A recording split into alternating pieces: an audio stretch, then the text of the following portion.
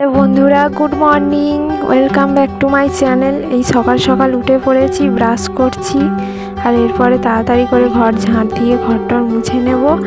আজকে তো নীল পুজোর বার, তাই জন্য তারা আছে অনেক, তার জন্য তাড়াতাড়িগুলো করে কাজগুলো করছি। তোমরা সঙ্গে থাকো আর দেখতে থাকো।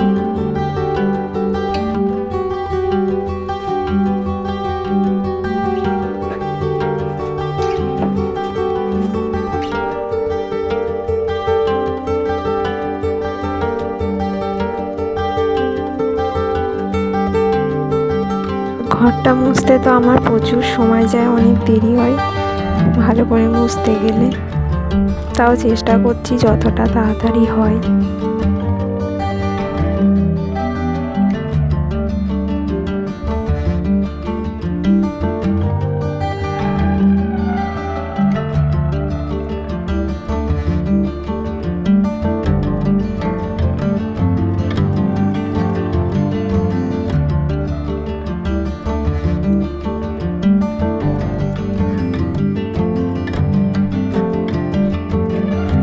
আর এই যে দেখো, এক গাদা বাসন পড়েছে, মাজতে হবে, দূরে পুকুর যেতে হবে, আবার এই বালতিগুলোতে জল নিয়ে আসতে হবে, আবার এই জামা কাপড় আছে এক গামলা, কাচাকুচি করতে হবে, কত কাজ দেখো বন্ধুরা।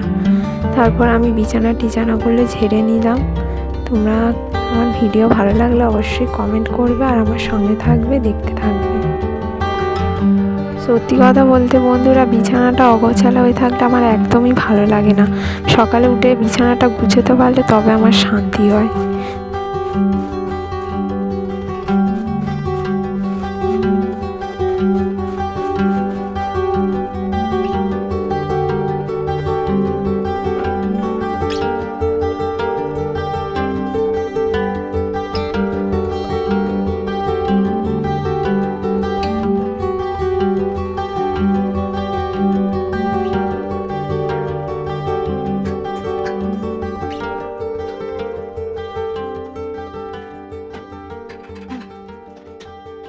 তারপরে জানলাটা খুলে দিলাম, প্রচণ্ড গরম পড়েছে। আর এই যে বাসন টাসন মেজে নিয়ে চলে এসেছি।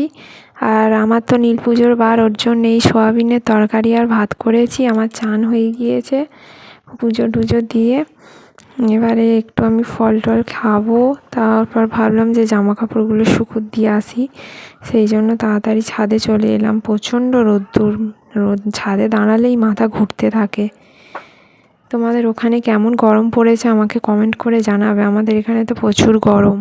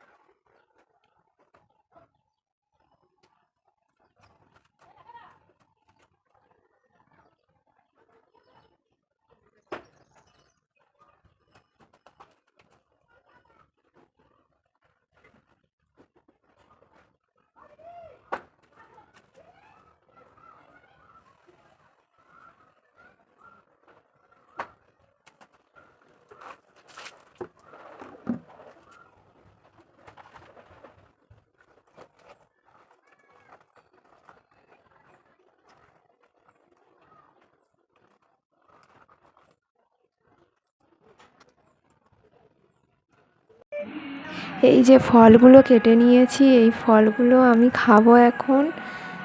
আর তোমরা কে কে নীল পুজোর বার করেছো আমাকে কমেন্ট করে জানাবে। আমার ভিডিও ভালো লাগলে অবশ্যই লাইক কমেন্ট শেয়ার করে দেবে, আমার সাথে থাকবে, আমাকে অনেক অনেক ভালোবাসা দেবে।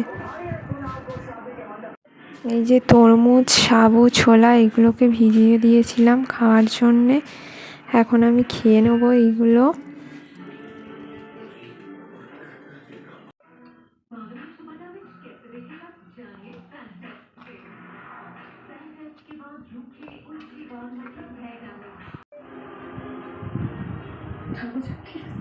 আর তারপরে আমি সব কাজ সেরে বসে পড়েছি চাদরটা নিয়ে। এখন আমি চাদরটা করব। টাটা বন্ধুরা, আবার পরের ভিডিও দেখতে থাকলে সঙ্গে থেকো।